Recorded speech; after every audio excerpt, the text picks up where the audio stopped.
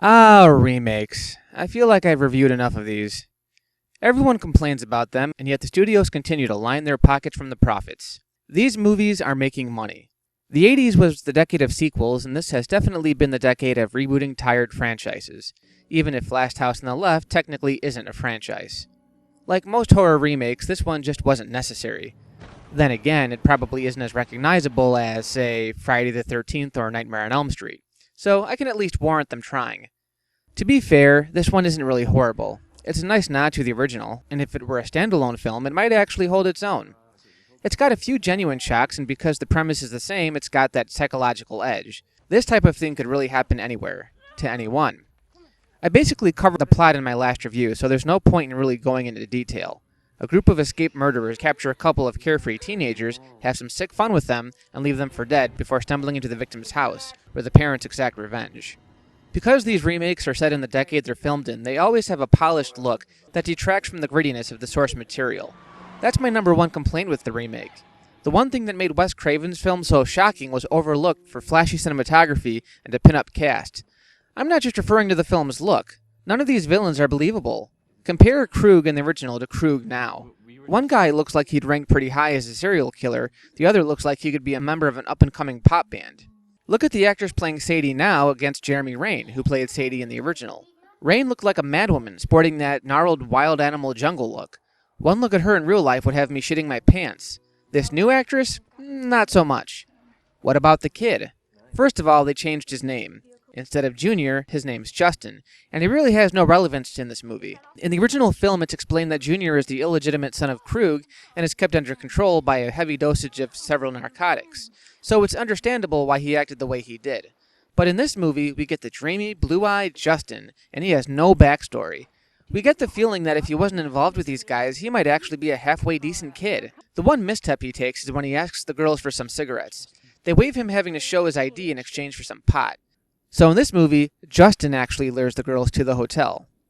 The bad guys show up to wreak havoc, and in a change of events, Mary sees how close they are to her home and attempts to escape. They end up crashing in the woods, where the girls are subjected to Krug's cruel punishment.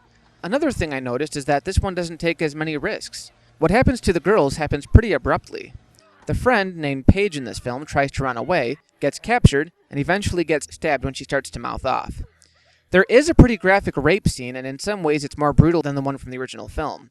There's more of a struggle, and they actually show Krug removing Mary's clothes. But it isn't quite as effective because of the way it's shot. In the original, Mary was so beaten by the time this happened that she pretty much submits to Krug's assault, making the scene that much more abysmal to watch.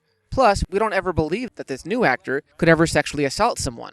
Toward the beginning, when he first abducts the girls, he actually leads them to believe that he'll be cool with them as long as they don't put up a fight. I think she's been a cool customer ever since the motel. David has played him like a ruthless psychotic in 1972, so when he finally resorted to raping her, we knew it was coming. It was like he was planning on doing it from the very beginning. In this version, they also make Mary out to be an exceptional swimmer. In the scene where Krug finally shoots her, Mary actually tries to swim out of harm's way, but she's shot and we're led to believe that she drowns. The criminals make it to the parents' house, and it's Justin who realizes whose house they're in. Again, his admission of guilt isn't as profound as Mark Scheffler's was in the original. Here's the part of the story that is quite a departure and kind of irks me because, again, it shows that they just aren't willing to take enough risks with this version. Somehow, even after getting fatally wounded, Mary survives and crawls back to her house, where her parents find her and realize what's happened. Believe it or not, this part of the film where the parents seek revenge might actually outdo the original. For one, the villains put up more of a fight, giving us time as an audience to build up our hatred for these characters. They all get what's coming to them naturally. The part I don't get is that at the end, when the parents take Mary out onto the lake, they actually take Justin with them. That little bastard's the reason they got dragged into all this in the first place. These parents are the most forgiving human beings I've ever seen. Final verdict?